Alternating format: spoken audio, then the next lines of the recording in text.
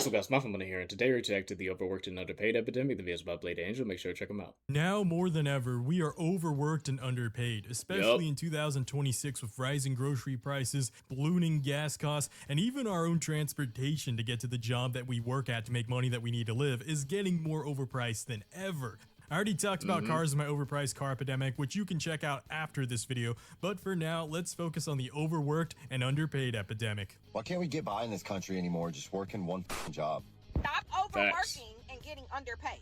Because best believe if something was to happen to you, you would be replaced the next business. What's happened?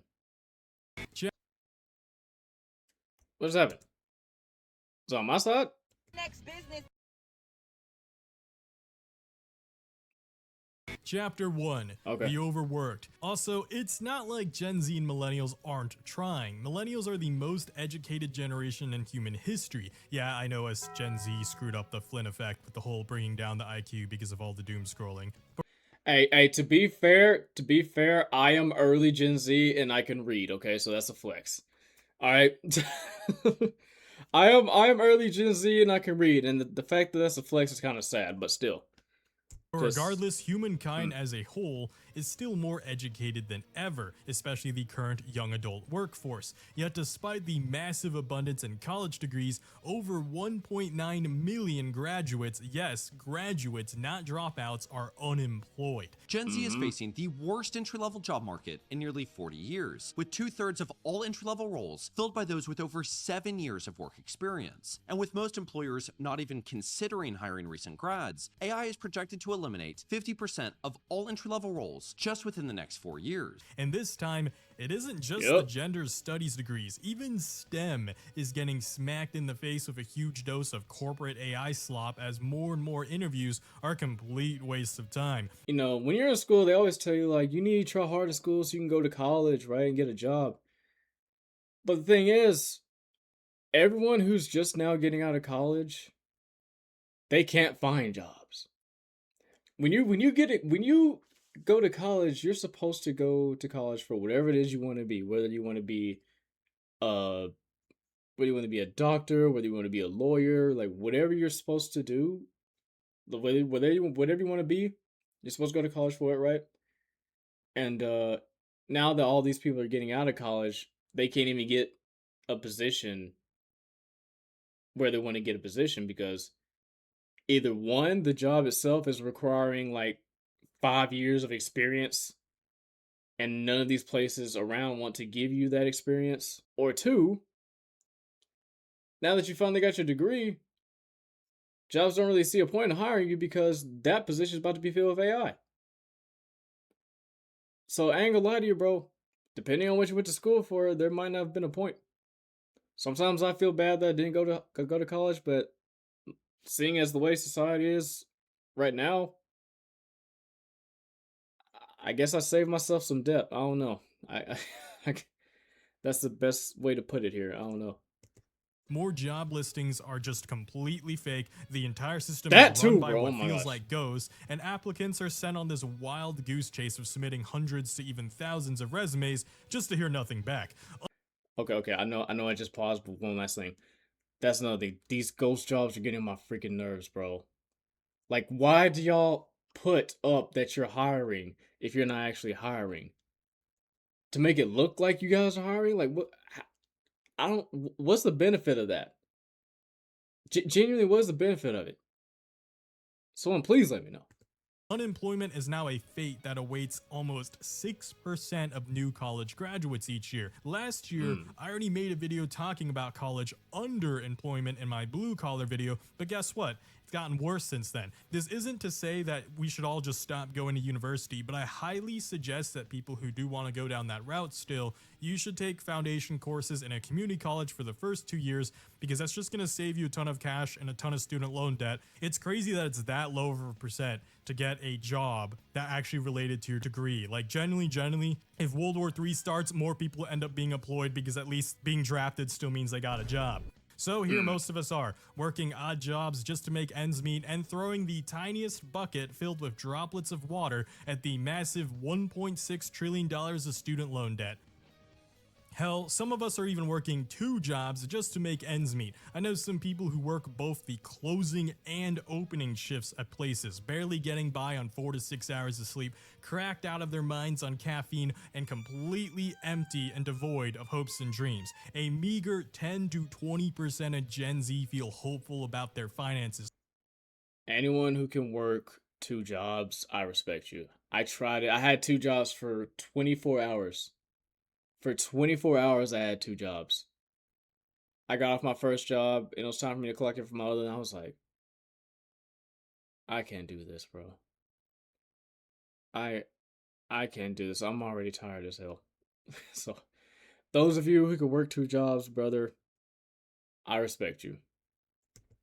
With 70% of us having a negative view of the current economy, and 39% of us would Some of y'all describe working our 3 financial jobs. I don't even know how situation that's as possible. terrible, nearly double the 21% statistic of other generations. It's no wonder some people in Gen Z just doom spend. They don't think there's anything waiting for them in the future, so they just enjoy what they have now, even if it's racking up tons and tons more debt. I don't condone this, by the way, and I'm gonna say this to prevent this video from being all doom and gloom, because something people need to realize is, at the end of the day, an economy can't permanently go down. There's a higher chance of humankind literally going extinct than a permanent downturn. The reality is the market has to come back, or heck, the 4 recessions that Gen X and older millennials lived through, right? I know they're looking at us and they're going, that's cute, they're going through their first recession, but the reality is they're still kicking, and humankind as a whole is still kicking. Therefore, I don't condone taking hundreds of thousands of credit card, auto loan Please debt, don't. and other various goofball Please purchases. don't. Having said that,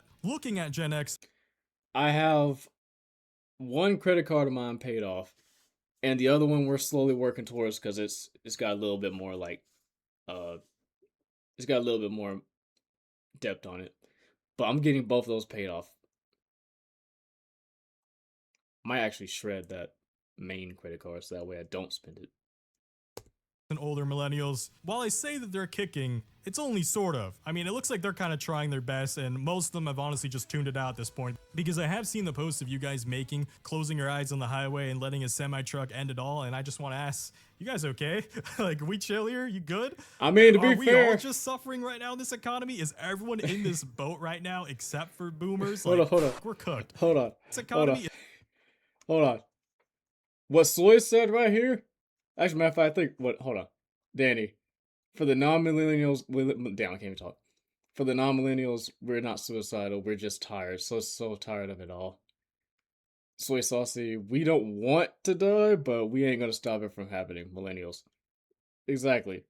My luck, I'd survive, be deformed, and have irreversible brain damage. I feel y'all right here, bro. I mainly feel Soy right here. It's like, cause I never even watched Final Fantasy. But all I know is that that movie traumatized people. Several millennials. That movie traumatized several millennials. So I should probably watch it to see that was probably the actual clip that just played, but the full movie. I should probably watch the full movie. I'm sorry. Is everyone in this boat right now except for boomers? Like, we're cooked. Bosses, politicians, and our elders would rather squeeze every last penny out of us on their way out, even turning multiple segments of our economy into dedicated funnels for our money going straight to them, be it their healthcare, their retirement, their fourth vacation home in Fiji, and their investments, which, by the way, the stock market. I don't care if it hasn't said we're officially in a recession yet. It's the same 7 asshole AI companies trading the same lump of cash to each other on each other's balance sheets. The entire market is being carried by a few firms speculating about the future of AI. And every day, it just looks like this whole game is being held together by tech CEOs passing around the same pile of money to make their numbers look good. To make it look like the economy is still working when it's long become a zombie being puppeteered by the rich for the rich. Just look at all the other corporations that are even going bankrupt right now. Like, it's getting so bad. 2025 just finished off the year with the highest number of large corporate bankruptcies ever outside of an official recession. We are all feeling the burn, other than literally a fraction of a fraction, like a top 0.01% of people who are puppeteering it all. It's no wonder some people just want to watch the world burn. All you had to do was pay us enough to live. I remember this. There goes your inventory. Chapter 2, The Underpaid. I think that guy has been arrested. I don't know how long he's going to be in jail. I genuinely have no idea how long he's going to be in jail. That was an Amazon warehouse, was it not? There's nothing more dangerous than a man who has nothing left to lose. I want to make it very clear. That's true. I do not condone acts of vandalism, and especially not arson that can bring potential harm to others, and it's genuinely a miracle no one was hurt. I also Facts. think what he did was still de facto in the wrong because he took away several of the jobs of his coworkers who obviously can't show up to work anymore because it's a burned down warehouse. Having said that, while I don't Yeah, a lot of people don't think when they do stuff like this. It's like there are other ways to protest. Like you not only put yourself in prison, but you just put your coworkers out of a job. Yeah, they weren't. Your coworkers weren't getting. You and your coworkers were not getting paid a decent amount, but now they're not getting paid at all, and now you're going to jail. don't justify his actions, I do feel bro's rage. This was likely feel it too. someone who used Just to be saying. reasonable, but has hit their last straw. He's not some career criminal or some teenage punk. The reason people related to him was because they could see themselves in his shoes. At the end of the day, he just wanted a living wage. Despite things being more expensive than ever, the minimum wage We're not even 10 minutes in. I gotta start putting a pause timer on myself, bro. 7:25. 7:25. I am in one of the states where it's still 7:25 for the minimum wage. I'm not working one, thank goodness. But like this should not be the minimum wage at all. It is 2026. The minimum wage should be at least $10. At least $10. Matter of fact, I'm brave enough to say like 15. I'm brave enough to say 15. Some states still have 720. hasn't moved since 2009, and roughly 20% of jobs still pay less than $15 an hour. And Yep. before someone says, but raising the minimum wage will raise inflation, mother trucker, that shit hasn't moved since 2009, and we still got inflation. Also, Facts. the same mother truckers who act like we've never raised wages for, oh my god, don't raise wages, it raises inflation. We have literally been raising wages throughout history until Gen Z entered the market and wages stagnated like crazy. If you only want to work 4 hours, it's going to be harder for you to get a house. We busted our behinds. We had to bust. The minimum wage in 1980 was $3.10. It is now $7.25. However, rent was $243 on average. Now it is $1,900 for a 7.8 times increase. The median house price was $47,000. It is now $419,000. And the big one, college, was $2,300. It is now $30,000, 13 times more expensive. They call us lazy and quiet quitters, but the reality I is hate that most crap. of Gen Z adults still clock into 8-hour shifts full time. But the difference is how little modern paychecks go in this struggling economy. So despite working the same amount of hours, not less, the same, we have less purchasing power than ever, which takes us Exactly. back Y'all to were the able to Overworked in buy Chapter all 1, that why a lot stuff of people on take what you more were than one working job. because it wasn't as Most of expensive. us aren't asking to live on minimum wage like some of them did. We know it's not a permanent career, but for Christ's sake, is it too much to ask for a higher living wage, to have our wages match the rate of inflation? Even when they do raise our wages, by the way, they end up cutting tens of thousands of jobs and replacing them with AI and robots wherever they can. AI is starting to come for jobs, and this is living proof. We're going to start at When number you 10, get your which is paycheck, Dell, which has 12,000 you should not employees laid be off. Oracle lays off having most of 30,000 it go to employees and rent. offers But that's the state we live in now. $29.7 million pay package to the new CFO. These hypocrites at the top completely forgot how easy they had their life when they were young and in their 20s, and were not entitled for asking for the same American dream that they had growing up. In fact, we just want a fraction of it. I don't even need as big of a house or as nice of a car as them. I don't even need a car, in fact. Just anything in the American dream. Bro, not having crippling medical debt right now is an American dream for me. Like, things like this will keep happening if people feel disgruntled, underpaid, and hopeless for the future. I said this in my bad driver epidemic, but I'll say it here again. Why are the rich and the old taking away the futures of the young and healthy? A healthy economy functions on a strong youth in the workforce, not the other way around, because young people are literally required to work because they're the ones who can work, and old people, they need us for their retirement, which it blows my mind why they treat us so poorly then. These punks are just private equity cum dumpsters for billionaires to jerk off and invest into. They're playing with people's lives, and they even have the audacity to move into the content creator space on YouTube. Nothing is safe from billionaires. Every hustle is dead. They want to maximize every single penny of profit in every industry, even creative industries. You know who's not owned by private equity? My channel. I spent 5 years battling cancer and spending over $250,000 before finally entering remission. I've never once asked my audience for a single penny.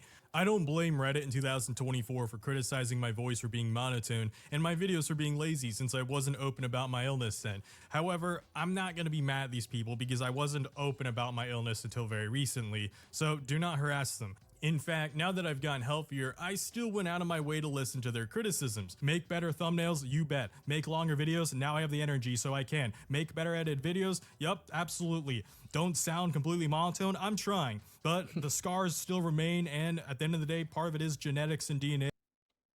I know I said I wasn't going to stop again, but that is constructive criticism. Except for the voice thing. The voice thing, bruh. Come on now, like you just nitpicking now. But still, that's what we like to see as content creators. We like to see constructive criticism, not just you being an ass. Because you can. Like, that's the type of criticism we like to see as content creators. If anything that you think that could possibly make the video better, let us know. Let us know. But nitpicky stuff like that, man, get out of here. About how we sound, right? I'm never going to reach Haggerty or Car Trek levels of quality. I want to be completely transparent, and I've accepted that. I still edit all of my videos myself. I'm the sole owner of this channel. I do not have editors or team, but I should probably hire a CPA like this guy mentioned, and I absolutely appreciate you guys sitting through the occasional sponsors I have. I'm still an honest-to-God YouTuber, not a corporate tuber, and especially not a private equity shill. To any new viewers, while you're here, why not subscribe as we all struggle through this economy together? I slowly built my way out of $250,000 of medical debt, brick by boring brick. So whatever waits us ahead, just know I'm in the trenches down here with you. And while we're down here, the least I can offer is some epidemic slop to make your time at work, school, or lunch a bit less boring. Anyways, thanks so much again for supporting this channel. On to chapter 3. I just had an order pop up that said, oh, this order is 45 items for $7. You guys gotta understand, like, door dashing is just a dead end street. Sometimes that's just Taco Bell sauces. The hustle is dead. A lot of people are actually losing money in the side hustles they currently work in. For example, like wasting more gas idling their car as they get less and less Uber Eats orders coming in. I've been sitting in my car for 2.5 hours and haven't done anything, haven't made any money, so there you go. I have 5 stars. I'm a diamond cart, which is the highest level you can get. I get priority access to orders. Side hustle culture and the gig economy is dying at a rapid rate. Priority this makes access sense when you is consider BS. doing DoorDash or really Uber is. It Eats really for is. extra cash on the side isn't going to work when most people don't have any more cash to order food or take regular Ubers to concerts or airports from traveling, because no one has money to do any of those things, so then people can't make money from. Another thing, DoorDash and Uber Eats are twice as expensive as just going to the restaurant yourself. That's another reason why people don't do it. Doing those things either. This would mean that even if there were no changes in The how only this revenue good was side divided to it up, is there is convenience. simply less money per driver, even without considering inflation. But by understanding these numbers, you can see how this can very quickly become a dangerous feedback loop, especially if these customers can no longer justify spending twice as much on their food to have it hand-delivered across town. Even sadder is inflation. Despite being back on track to its normal 3%-ish yearly rates, that just plainly doesn't feel true. Many goods have de facto gone up 10% in front of our eyes within a few months. Take a look at the PS5, for example. Last year, it got a $100 price increase from tariffs, only to get another $150 price increase from RAM prices. By the way, just got my PS5. It should be delivered to us soon, and I'm so glad I got it back. I'm sorry. I did. This might have been unnecessary pause, but I just want to say how glad I am to have it back. All right. Anyways. Chips, for example, I swear to God, these were like $3.99 for a huge family-sized bag just a couple years ago. Then I blink, and suddenly a single bag of chips $8.49. Oh hell no! Wage. We'll just regular hell Doritos, no. $9 a bag. $7.29 for one bag of Ruffles. Are you kidding?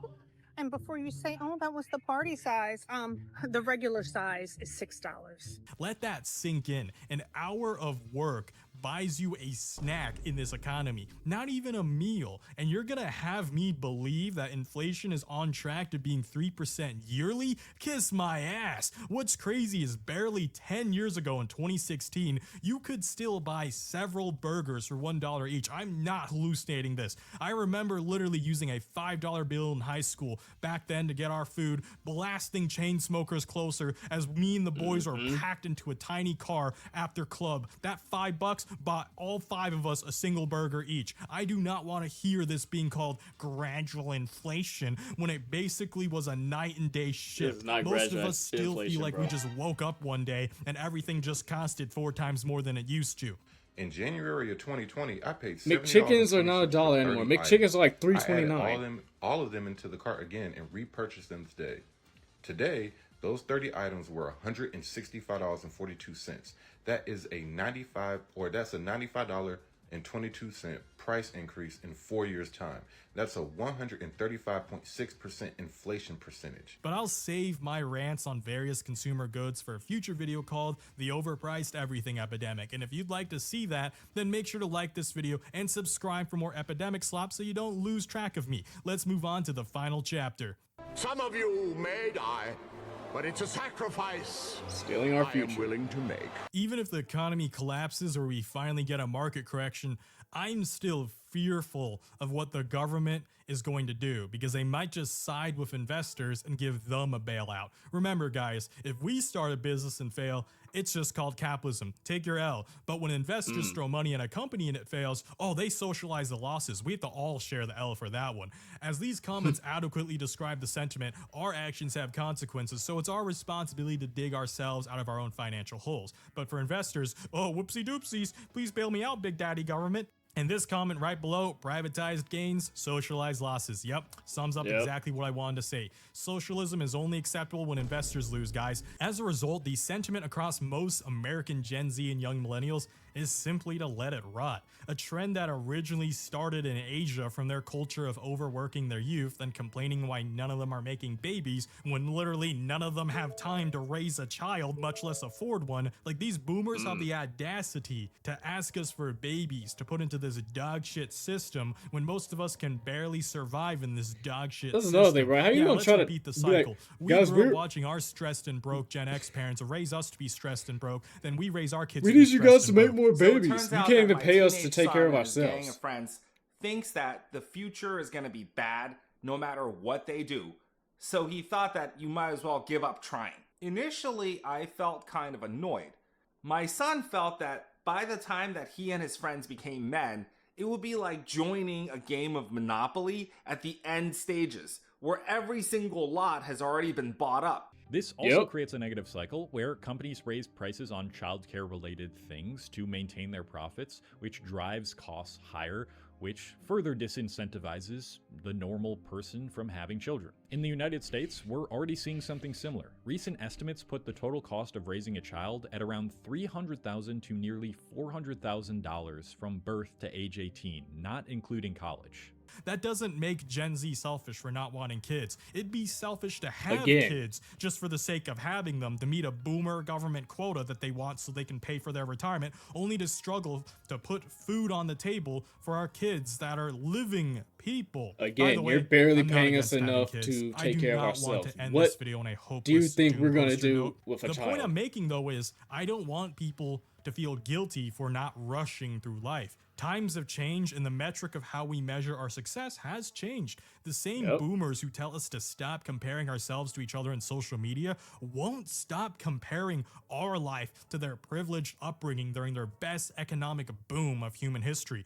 I think one of the biggest flaws that the boomer generation has is they have a real hard time believing a reality that exists outside their own lived experience. It's almost always, you're wrong because when I graduated college, when I got married, when my husband lost his job, when we raised kids, it's almost like they can't prescribe a solution outside their lived experience. And this kind of makes sense. Think of pre-industrial humankind. If someone lived to be 60 back then, they would de facto be wiser than anyone else in town through lived experiences, since technology didn't really change that fast over the course of many centuries during that time, so age always meant wisdom. However, fast forward to just the past 2 centuries and you realize lived experiences no longer accurately constitute wisdom for the same Yep. reason that horse breeders became outdated by cars and motorbikes. Magnify that level of technological power creep by a factor of 10, and that's the best comparison I can give for the internet being brought onto the world. This is why I still struggle to explain to boomers how expensive cars are. Until they literally try to buy it themselves, they won't believe it. For example, I tried to help one of my friend's parents buy a truck a few months back, and he was in disbelief that the luxury truck he wanted costed $88,000. He Good thought it would be like Lord. 35 to 40 grand at most in his head. After being completely humiliated by a salesman saying, "We don't negotiate under MSRP anymore. In fact, that particular model has a market adjustment of $10,000. Oh, you have an 800 credit score? Yeah, that gets 4.99% APR. Sorry, we don't do 0% interest or even 1.99%. And this finally made him realize that the last time he bought a truck in 2015 was a totally different world than 2026. Having said that, this is why you should. I don't care how. I know that he said luxury car, so I guess I get okay.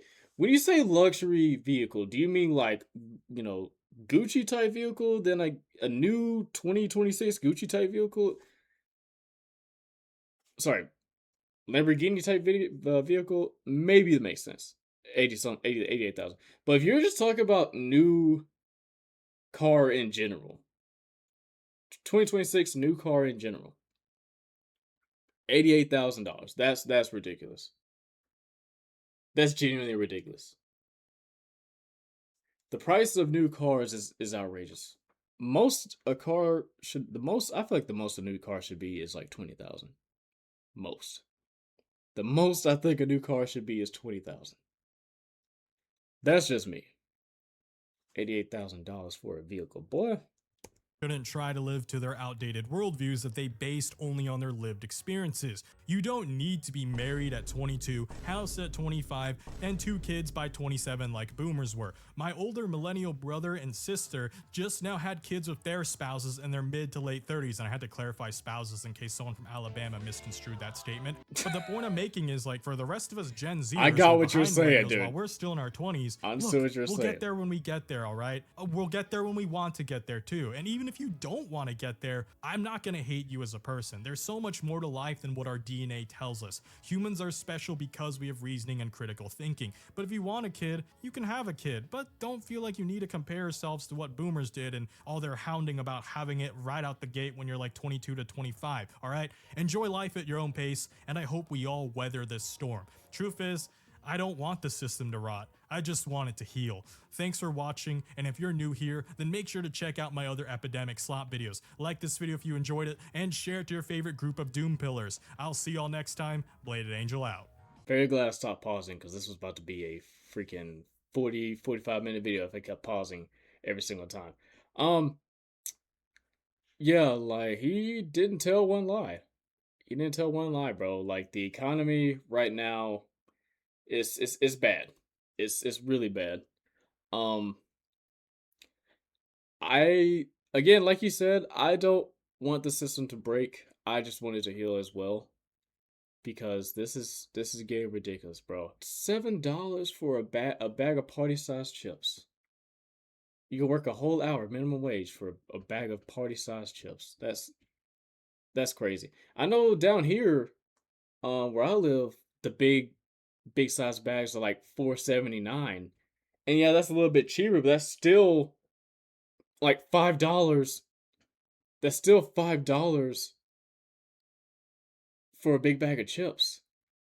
Not as expensive as, the other places, but like, bro, that's still expensive, dude. But anyways, great video by Blade Angel. Like I said, be sure to check them out. Thank you guys for watching. Want you guys stay safe, stay positive, and remember, be mindful.